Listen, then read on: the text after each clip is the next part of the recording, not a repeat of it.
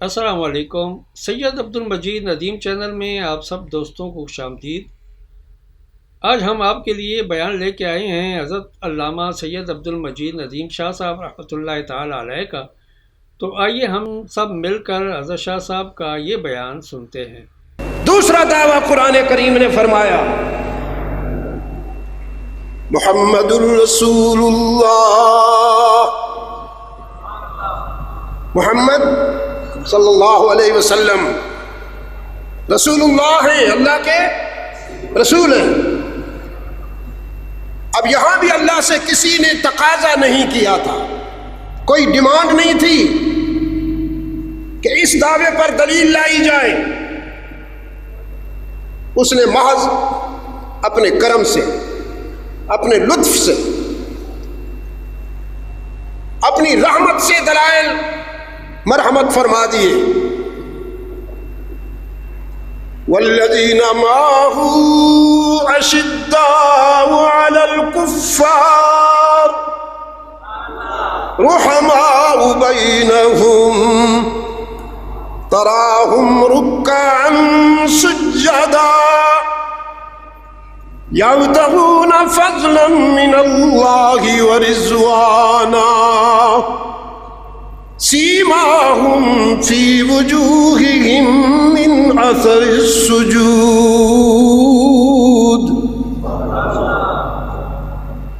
میں فطرت کی اداؤں سے سمجھ میں آ رہا ہوں، آئینہ فطرت کا ہر نقش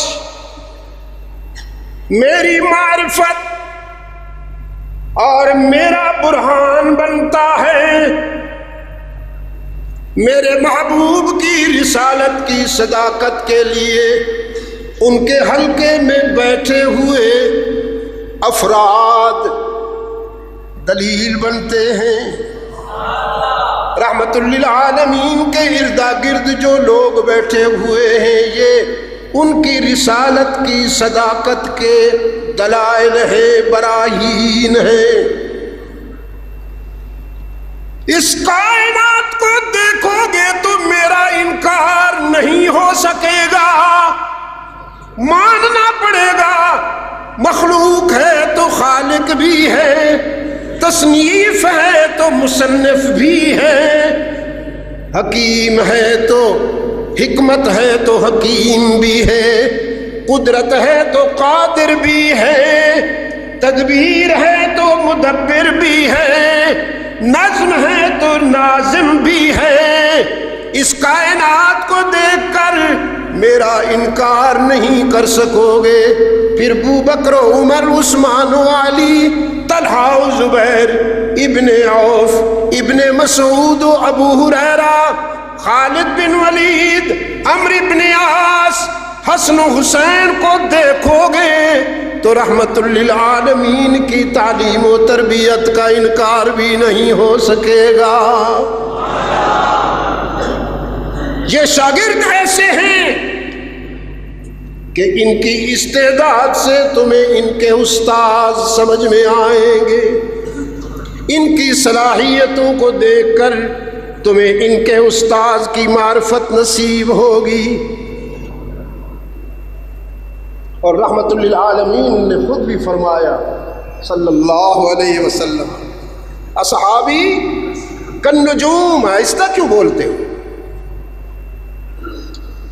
کوئی احتساب کا زنجیر تو نہیں لٹک رہا۔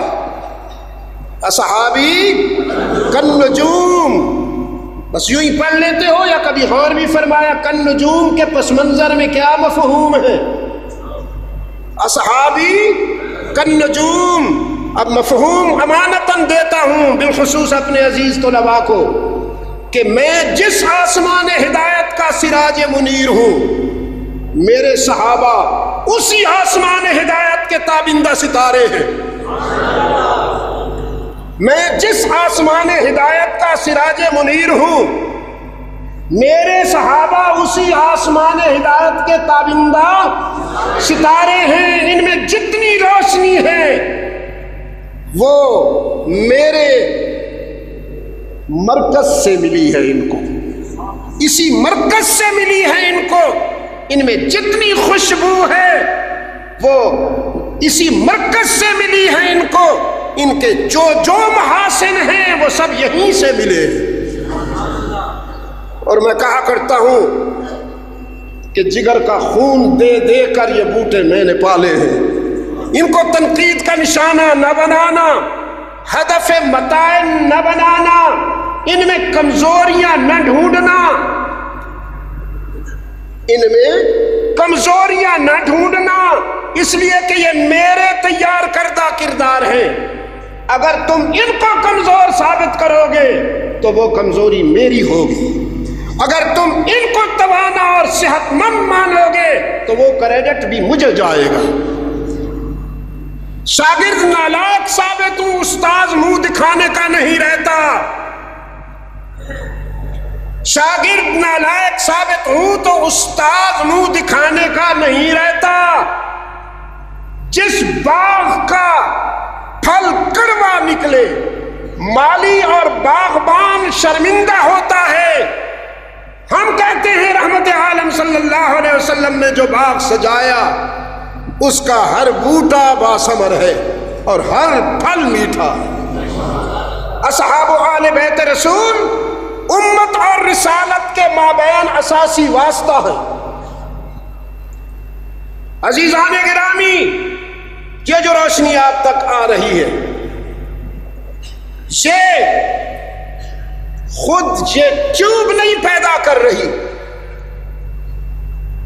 ٹیوب تو صرف ذریعہ اظہار ہے، اس کے ذریعے روشنی آپ کے سامنے پہنچی ہے۔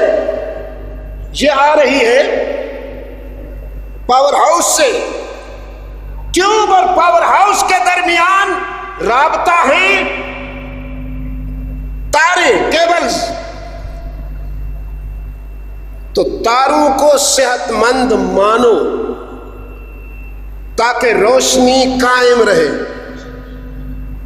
اگر تاروں پر اعتماد کمزور ہو جائے گا، اگر تارے کاٹ دو گے تو پھر یہ روشنی نہیں پہنچے گی جو پاور ہاؤس سے آ رہی ہے، پھر کوئی مصنوعی روشنی آئے گی۔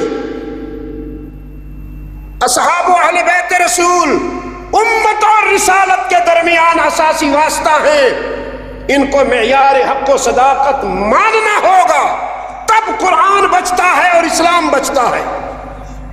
اس لیے کہ قرآن کے کاتب یہی، حدیث کے راوی یہی، انہوں نے لکھا ہے جب وحی نازل ہو رہی تھی قلب رسول پر، انہوں نے لکھا ہے قرآن کریم۔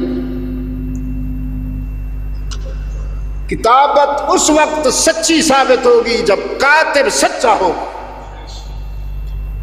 جب نطق رسالت سے پھول جھڑتے تھے تو یہی وہ محسنین امت ہیں جو ان کو اپنے دل و دماغ میں بٹھا لیتے تھے، اور وہ آج حدیث کی صورت میں ہمارے سامنے ہے وہ سارا ذخیرہ۔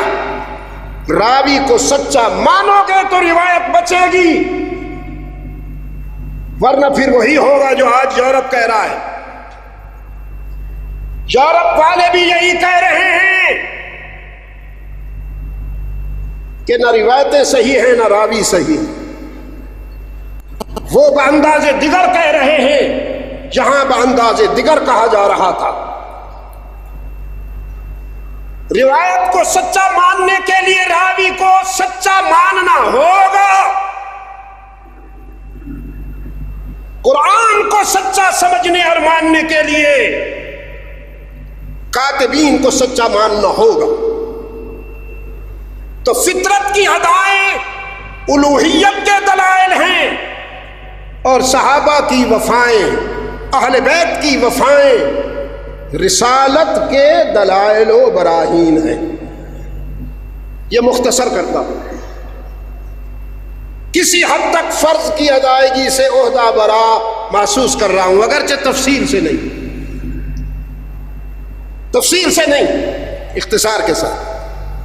جی دوستو، ابھی آپ سماعت فرما رہے تھے حضرت علامہ سید عبد المجید ندیم شاہ صاحب رحمۃ اللہ تعالیٰ علیہ کو۔ آپ سب دوستوں سے گزارش ہے کہ ہمارے اس چینل کے ساتھ اسی طرح جڑے رہیں اور حضرت شاہ صاحب کے بیانات کو آگے بھی شیئر کرتے رہیں۔ آپ سب دوستوں کا بہت شکریہ۔ ملتے ہیں ایک نئی ویڈیو کے ساتھ، تب تک کے لیے اللہ حافظ۔ پاکستان پائندہ باد۔